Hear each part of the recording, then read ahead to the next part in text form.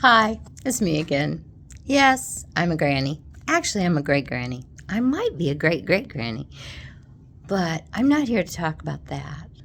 I'm here to talk about life with the Lord and how He talks. And one of the messages I feel that's really, really important for this day and this time is the spirit of fear. Back in the 80s, in the early 80s, I was dealing with the spirit of fear, which was very unusual for me because I was kind of a tomboy.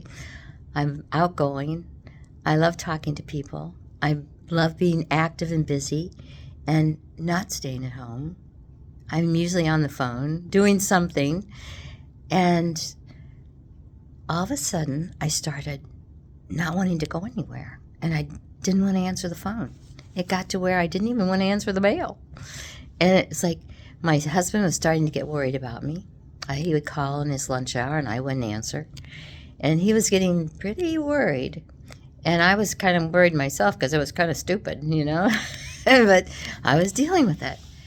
And I sat down at my kitchen table and I put my elbows on the table and my hands in the air and I said, "What am I dealing with?" I was desperate.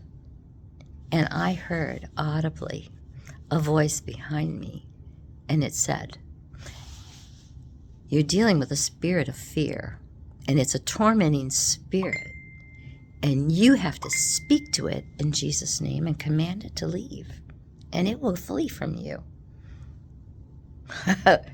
I know the Lord, and I've been His child my whole life, as far as I can remember. And so I did. I spoke to that spirit by fear. I called it by name. I said, "You tormenting spirit of fear, you get out of here. Get out of my life in Jesus' name. I command you to go."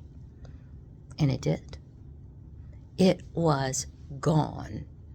I walked around my house in victory. It was gone. It was night and day.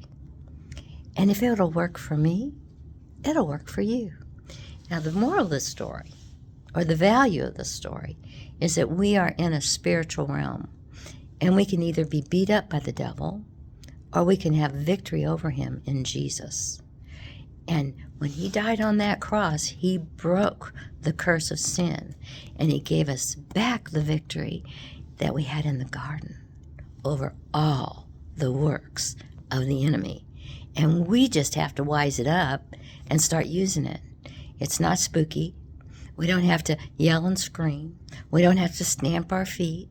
We just have to use the authority that's in us and get it out of us into this air.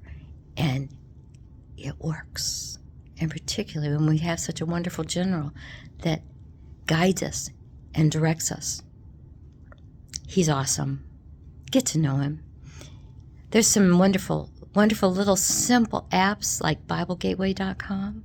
And when you're hearing a word or He's talking to you about something, plug that word in any Bible you want to read it in, pull it up, read all the words in the Bible that come straight from Him, and then you will have the truth on the subject. Pretty awesome.